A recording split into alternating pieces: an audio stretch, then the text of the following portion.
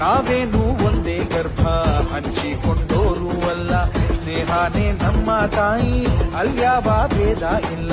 ನಿನಗೊಬ್ಬ ಬೈರಿ ಅಂದ್ರೆ ನನಗೂನು ಬೈರಿ ಅವನು, ಹೀಗನ್ನೋ ಸ್ನೇಹ ಒಂದೇ ಬಾಳಲ್ಲಿ ಮಂತ್ರ. ಇನ್ನು ಸಾವಿಗೂ ಅಂಜೋದಿಲ್ಲ,